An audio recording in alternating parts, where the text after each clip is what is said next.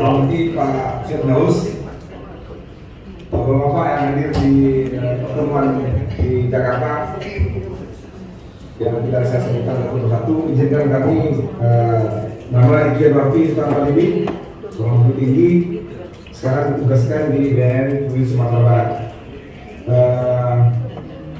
Beberapa minggu lalu Pak Firdaus datang dan mampir ke BNN, ada beberapa hal menjadi catatan buat kita semua. Izinkan pagi ini saya menyampaikan beberapa hal buat beberapa kelas senior yang ada di rantau. Yang pertama adalah bahwa BNN Sumatera Barat sudah berdiri selama 10 tahun. Saya kepala BNN yang ke-8. Dari ke-8 orang kepala BNN ada 2 orang yang dari Sumatera Barat. Baik, untuk lebih singkatnya, BNN Sumatera Barat, Sumatera Barat merupakan provinsi nomor 6 dari 30 provinsi tingkat kerawanannya. Jadi 30 provinsi yang ada dalam BNN Sumatera Barat merupakan provinsi 6 dari 30 provinsi dengan prevalensi 1,1% dari populasi penduduk Sumatera Barat. 5,6 juta sudah terpapar narkotika.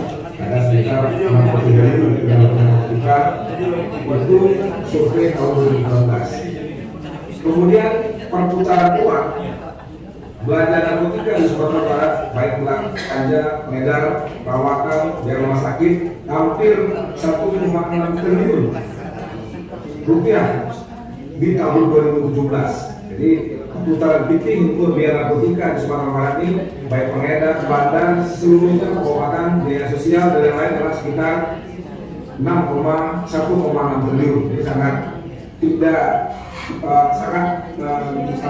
sudah tidak pas. Harusnya 1,6 triliun ini bisa digunakan untuk biaya-biaya yang lebih bermanfaat bagi orang Sumatera Barat. Ini dibelanjakan untuk biaya narkotika. Kemudian Sumatera Barat yang dulu merupakan daerah perlintasan dengan tingkat populasi yang tinggi, 1,1% dari penduduk Sumatera Barat sudah pakai narkoba. Dulu dia perlintasan, sekarang Sumatera Barat sudah menjadi daerah tujuan narkotika. Hampir 60% penyalahgunaan narkotika di Sumatera Barat adalah pecandu ganja, 30%-nya adalah pecandu sabu dan 10%-nya jenis narkotika lainnya. Kemudian dari aspek kasus, Bapak Ibu sekalian, di 2024 kami berhasil hampir mengungkap 1 ton ganja, 1 ton ganja dari Aceh dan Mandailing Natal yang akan masuk ke Sumatera Barat. Yang pusat studi di Universitas Andalas yang namanya Kandagari di Program Sensal menggantikan Pak Dr. Herias yang memiliki beberapa kita sudah menerima almarhum. Saya sampaikan pekerjaan karena di Nagari di Program Sensal juga ada inisiasi berdoa. Di saat kita sebagai dosen waktu itu mungkin saya dan Pak Elias termasuk orang yang dosen yang lebih banyak berada di luar kelas, mengajar dia, mungkin lebih terlibat kepada program-program masyarakat. Hanya sedikit bercerita. Saya awali dengan biasanya orang-orang mulai mengakhiri dengan kesimpulan. Maka saya izin memulai dengan kesimpulan. Kesimpulan apa yang terjadi di kampung narkoba LGBT, belum lagi praktek sebelum nikah, itu tidak ada. Itu lebih gawat lagi. Itu lebih gawat lagi. Termasuk tadi UMKM ekonomi Nagari.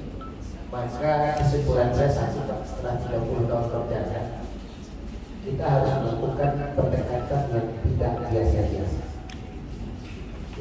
Sudah banyak, puluhan miliar sudah dihabiskan termasuk Pak Wali Kota membina UMKM. Belum satu pun sekarang yang bisa kita banggakan. Puluhan miliar dihabiskan untuk Pak Wali membuat BUMDes. Kalau di kita Buna namanya. Setiap kali ada Buna, berarti di Sumatera Barat itu ada lebih dari 1000 Buna. Saya mendirikan lebih dari 300 menginisiasi membantu Wali Nagari. Hari ini belum satu pun Buna di Sumatera Barat yang bisa kita banggakan. Bagi yang belum paham, Bumnak badan usaha milik negari, sama dengan BUMN-nya negara. Ya. Pak Wali dia tugas membuat Bumnak. Direktur Bumnak tak boleh dilajar, harus orang kampung. Dia Pak Wali kok ada BUMD nama Badan Urusan Milik Daerah Kota Kabupaten. Direkturnya dia kendaraan dinas, dia auto, dia pegawai. Tidak dulu buat hasil apa ini? Makanya pendekatan apapun itu ini pendapat saya pribadi ya, dari perjalanan keliling-keliling nagari, karena kehidupan saya pernah jadi ketua KKN Universitas Andalas. Saya kira dari awal dengan Pak Hasli saya banyak sekali bercerita mengenai kehidupan, mengenai keadaan dan juga pekerjaan-pekerjaan saya. Maka kesimpulan saya, kita harus melaksanakan merubah ini dengan cara yang tidak biasa-biasa. Cara biasa saja 30 tahun Pak. Oke. Bicara pertanian kita di Sumatera Barat, oke. PDRT tertinggi provinsi itu dari sektor pertanian. Pertanian paling bagus. Bicara petani, survei terakhir Dinas Badan Penelitian Pengembangan Provinsi Sumatera Barat, pendapatan rata-rata petani di Sumatera Barat hanya 1.560.000 per bulan. Gubernur, wali kota, bupati dengan segala daya upayanya, terakhir Pak Mayadi bilang alhamdulillah meningkat 14% pendapatan petani. Ini bagus Pak. Tapi 14% dari 1.500.000 masih kurang dari 2 juta, masih kurang dari UMR. Masalahnya apa? Masalahnya 50% petani di Sumatera Barat punya lahan kurang dari 0,3 hektar. Apa yang Bapak Ibu mau lakukan kalau tanahnya hanya 0,3 hektar? Mau dikasih apapun, apa yang mau dikasih? Jadi nggak bisa hanya dengan pupuk gratis, pupuk murah, subsidi. Lahannya hanya 0,3. Nah kita sampai yang punya lahan 1 hektar itu bisa mendapatkan pendapatan 5 sampai 5 juta. Jadi mau dikasih pupuk gratis, pun bibit gratis, nggak akan banyak terjadi. Nah, makanya saya sampaikan mungkin pertanyaan juga tidak biasa-biasa saja. Harus paham. Jalannya transmigrasi. Cuma dia membawa yang berbuat transmigrasi. Kalau merantau mungkin apa, tapi transmigrasi gitu. Ya, apa lagi? UMKM. UMKM 95% adalah usaha mikro. 95% UMKM Sumatera Barat itu usaha sampingan, bukan usaha utama. Sudah puluhan miliar dilakukan untuk memberikan pembinaan, bahkan dinas terkait Pak Wali saya rasa sering sekali memberikan bantuan membina, bahkan diberikan alat, bahan, bahkan modal. Cuma masalahnya apa? Pasar. Bukan UMKM buat digital. Ada juga. produksinya hanya sampingan itu kecil, mau digitalkan, apanya yang digitalkan? Promosinya oke. Saya punya usaha keripik taleh di Batu Sangka, go digital. Nio mamali orang di Padang, bah mengirimnya. Bukan itu solusi. Pasar. Kenapa tidak ada mall kurang awak yang dalam lebih besar? Makanya kalau buat balado pun di Jakarta, di Bandung, di Bandung, beli produk-produk UMKM jual. Kemampuan masyarakat kita hanya memproduksi, tidak menjual. Tidak ada pasar punya. Jadi harusnya dengan gubernur kemarin saya mengusulkan ada BUMD yang bergerak dalam bidang agribisnis. Bisnisnya yang kita beli produk masyarakat, jual ke Kuala Lumpur, ke Batam, kemana lagi, ke Bali, ke tempat-tempat mungkin pariwisata juga banyak orang. Ternyata itu perjalanannya juga BUMD pendirian baru tidak diizinkan. Malah hanya diberikan UPT dari dinas itu untuk mengelola. Sekira kita di Rantau banyak sekali pengusaha. Beberapa BUMDes itu, Buna Bukit Batapu itu punya cabang di Jakarta. Jadi produk-produk dari kampung, sebagian itu dia kirim. Itu salah satu.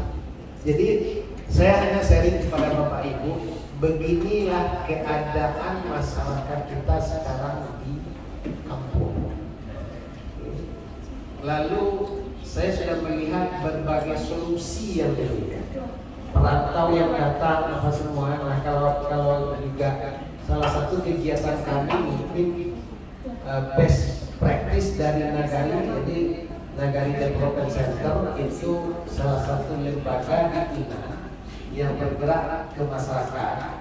Salah satu best practice yang mungkin Bapak Ibu nanti kita bisa lihat adalah kerjasama dengan Nagari Sumani.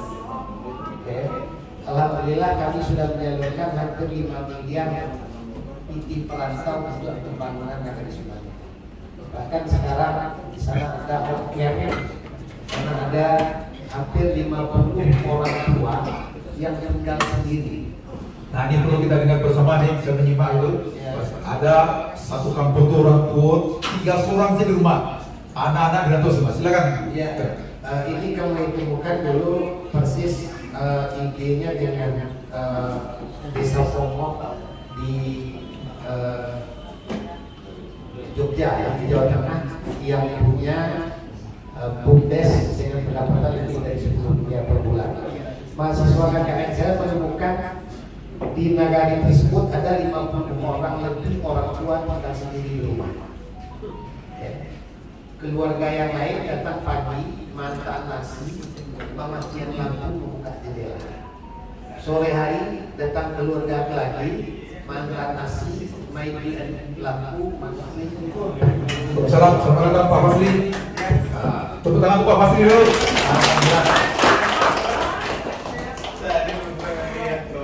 Siap. Iya, luar biasa profesor. Mana? Saya panggil Pak. Lanjut. Iya. Iya.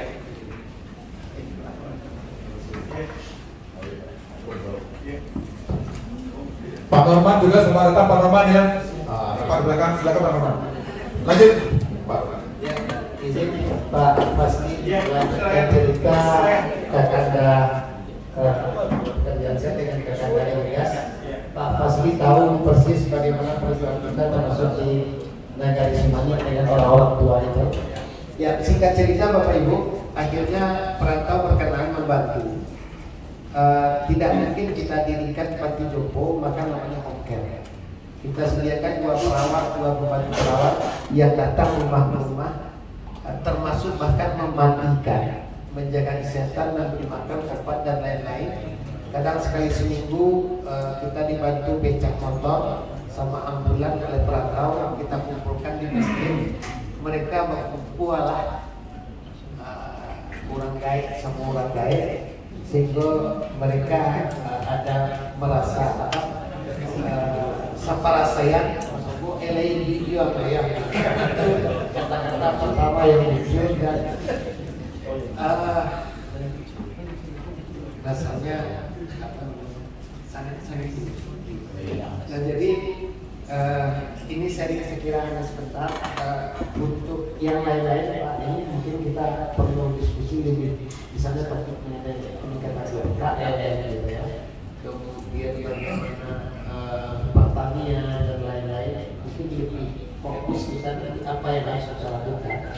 Saya hanya berbagi bahwa inilah ceritanya ya, dan yang paling parah adalah itu tadi narkoba, tetapi yang saya sampaikan yang tidak terekspos adalah seks di luar nikah.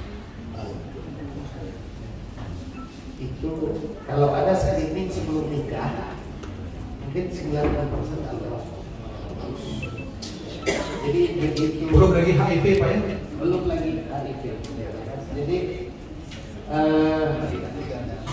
ya kita perlu pendekatan yang tidak biasa-biasa saja. Kalau ada perubahan, kita sudah melakukan hal yang biasa-biasa saja selama bertahun-tahun. Nah, NDC mencoba hadir di sana walaupun tertatih-tatih. Pak Prasli juga tahu persis perjalanan. Salah satu program kami adalah menempatkan, saya tantang seluruh kawan-kawan mengenal Anda profesor doktor, coba buktikan ilmunya di kampung. Jadilah staf ahli di kampung. Jadi kebetulan ada Pak Zul yang ketua forum nagari, wali nagari di Tasikmalaya Aceh. Alhamdulillah saya jadi staf ahli beliau selama hampir lebih 5 tahun. Jadi apa staf ahli wali nagari? Tapi sisul tuh. Di Tarakat ke Pasya. Makanya jadi negari terbaik di Sumatera. Ya, dan Pak Eligas itu staf ahli wali nagari Sumatera. Oh, Ada akhirnya kami menjaring ada 70 orang. Ada yang profesor, ada yang doktor, mau menjadi staf ahli di nagari. Tetapi kemampuan benar untuk mengongkosi orang-orang ini berjalan kurang. Saya hanya bisa berikan 2 kali perjalanan dalam setahun dan itu mungkin tidak cukup. Beberapa nagari berinisiatif dengan dana desa, beberapa kepala daerah berinisiatif dengan mengundang di beberapa daerah.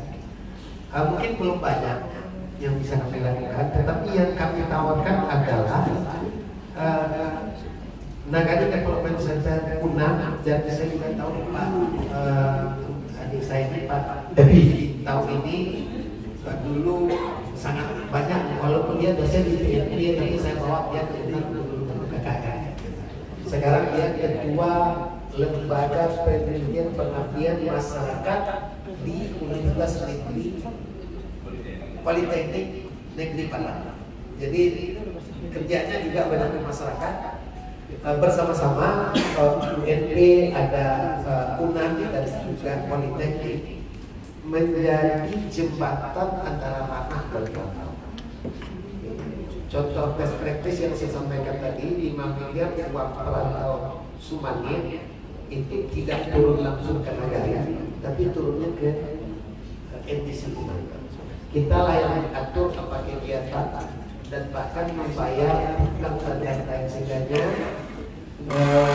Kepercayaan dari perantau itu menjadi lebih kuat karena ada institusi yang menjembatani.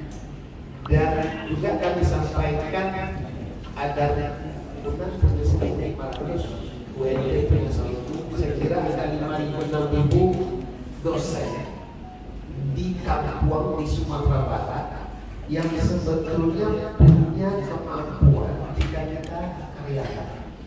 Selama ini jembatan ini yang belum, mudah-mudahan ke depan ada kerjasama dengan akademi akademi seperti itu yang dihimbau. Sekiranya itu memberikan kemampuan dan Assalamualaikum warahmatullahi wabarakatuh. Bapak Ibu para senior yang saya hormati, terutama saya Pak Jabar, karena beliau adalah tinggi, karena guru, mama juga dan semuanya juga. Izin Om, kalau salah-salah sedikit itu maklum saja. Terima kasih. Saya lanjut ya, ada lagi ketua LKPIDA.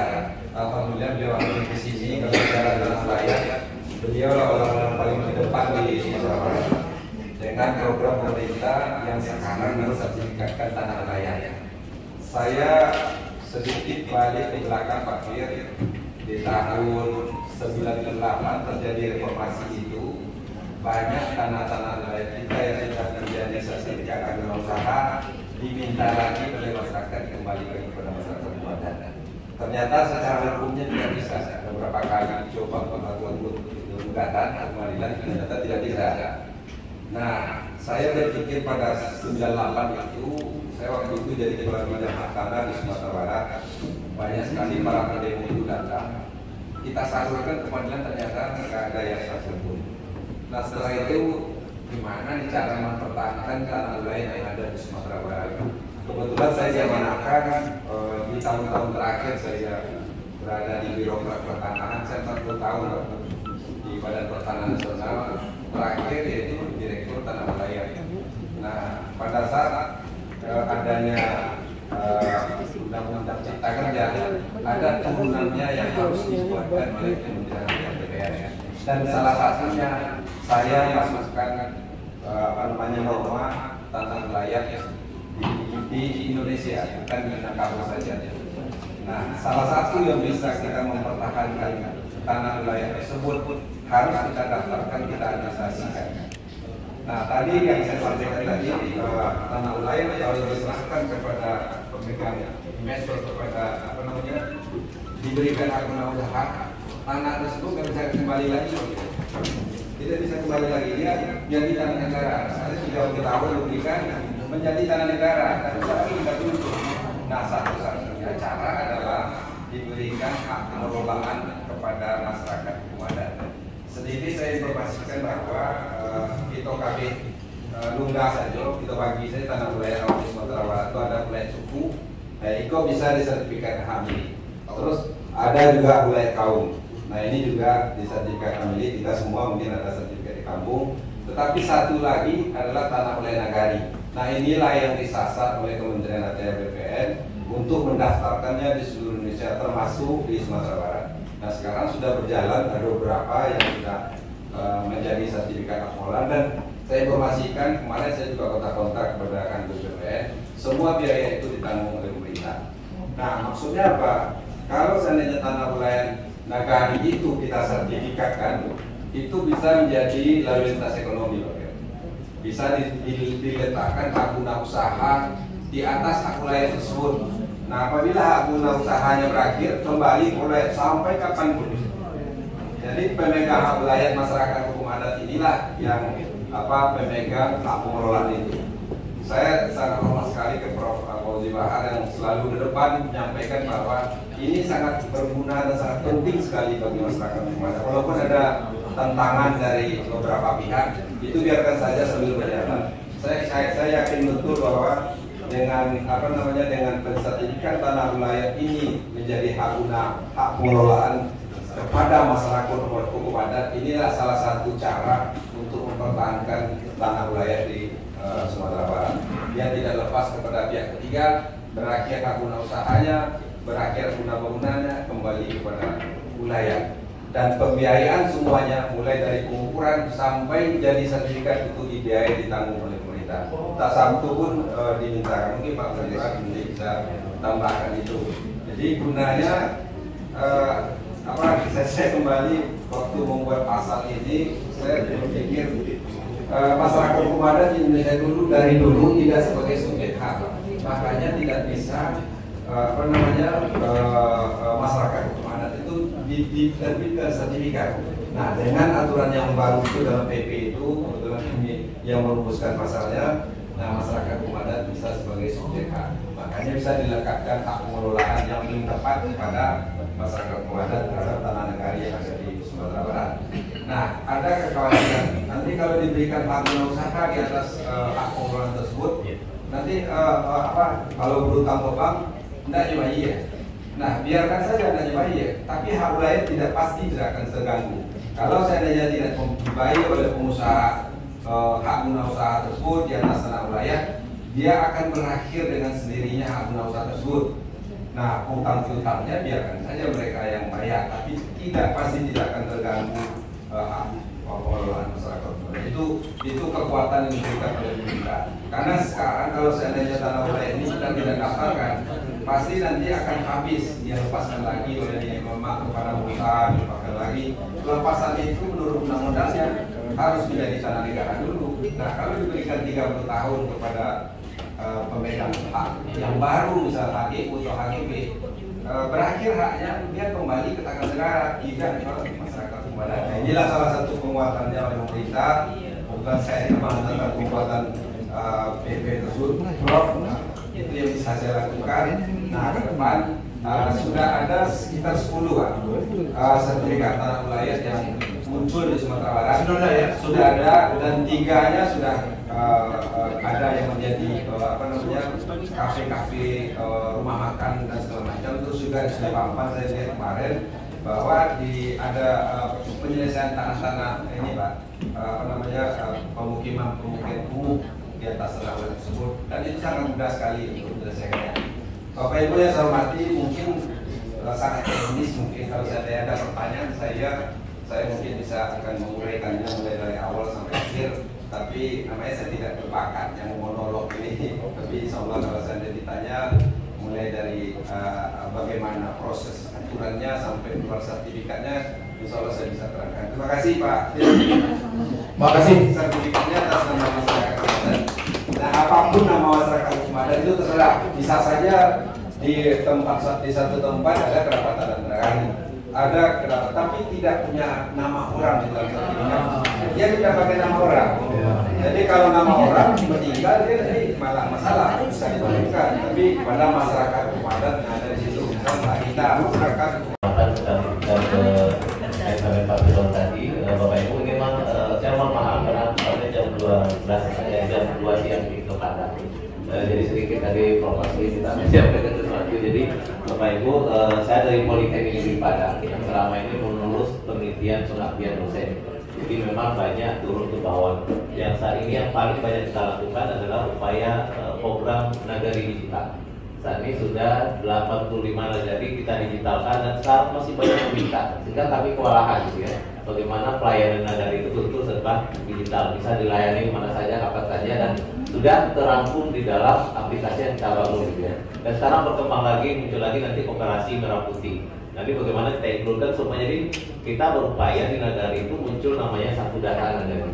Ini yang seru di nagari itu pusing ya. Di Kemendagri ada programnya, di Kemensos adalah, jadi kita bagaimana membangun satu data di nagari, dan itu telah kita lakukan dan beberapa nagari telah berhasil. Sampai saat ini masih banyak nagari yang meminta, sehingga memang kita berbeda dengan kalau tadi Pak Dr. Ferry ada NDC, kita ada juga untuk pusat pembangunan desa di nagari. Jadi fokusnya adalah menyediakan aplikasi. Tapi kalau UNAN kan lebih kepada pemikirannya, konsepnya, strateginya. Tapi kalau kita di Politeknik seperti sampai tadi, kita vokasi gitu ya. Kita lebih ke penerapan aplikasi. Nah, begitu mereka awal dikenal dengan Politeknik, sudah mulai muncul permintaan alat ini untuk pertanian dan sebagainya. Jadi sekarang itu Politeknik sudah mulai banyak dikenal di nagari terkait dengan aplikasi dan teknologi tepat guna yang diterapkan di masyarakat. Dan itu memang betul-betul yang kita harapkan. Nah, kemudian terkait kemarin Pak Firdaus juga menyampaikan, ini juga Prof. Asli, terkait dengan akademi komunitas kita. Ini terkait dengan cara akademi kuliner Minang gitu ya. Dan memang inilah orang di belakangnya Pak Wasli ini gitu ya. Akademi komunitas itu kan D2, sudah diploma 2 ya akademi komunitas. dalam perjalanan tahun 2020 itu di stop oleh pemerintah karena jumlah peminat berkurang, pengembangannya berkurang, akhirnya diambil alih oleh Politeknik. Jadi kita ada punya 3 kampus di Sumatera Barat, itu namanya program studi di 2 kampus utama. Jadi ada yang di Lintau, di Nagari Tigo Jampo, ada yang di Solo Selatan, dan juga kemudian ada yang di Pelalawan 1 gitu ya. Ini yang dikembangkan dan kita berharap yang tadinya mungkin dia jadi program studi di 2 kampus utama, kita berharap dia jadi politeknik sendiri gitu. Jadi politeknik melahirkan politeknik lagi. Nanti Solo Selatan lahir lagi politeknik, jadi tidak selamanya berada di bawah politeknik. Nah ini mungkin kita bisa banyak diskusi terkait dengan hal itu, bagaimana mengembangkan apakah itu namanya nanti D2 atau D1 atau sifatnya adalah pelatihan dan sebagainya, itu mungkin bisa kita sinergikan. Tadi sampai Pak Datuk tadi ada UNAD-nya, ada UMP-nya, ada politekniknya gitu ya. Jadi semuanya kalau sudah bersinergi semuanya teratasi ya masalah yang ada di ranah. Mungkin itu sekedar tambahan proposal itu terjadi. Jadi itu mungkin beberapa yang perlu disampaikan. Jadi artinya kita di politeknik juga tetap support apa yang bisa dibantu gitu, Prof. Agar peran perguruan tinggi itu yang sekarang itu kan itu namanya berdampak. Jadi penelitian dosen ini bagaimana berdampak, pengabdian dosen ini bagaimana berdampak. Jadi yang sampai Pak Datuk tadi itu memang bagaimana profesor ini turun gitu ya. Bagaimana dia profesor tapi profesor di kampus, tapi bagaimana turun ke lapangan. Nah, mungkin yang seperti itu mungkin yang bisa sekarang. Mungkin demikian Bapak Ibu, saya mohon maaf sekalian, saya mohon izin harus ke Tenggara hari ini. Banyak maaf, terima kasih. Assalamualaikum warahmatullahi wabarakatuh. Waalaikumsalam warahmatullahi wabarakatuh. Selamat jalan. Terima kasih, kita akan tetap bersinergi. Ya, terima kasih. Ya, terima kasih. Baik, tapi kita tadi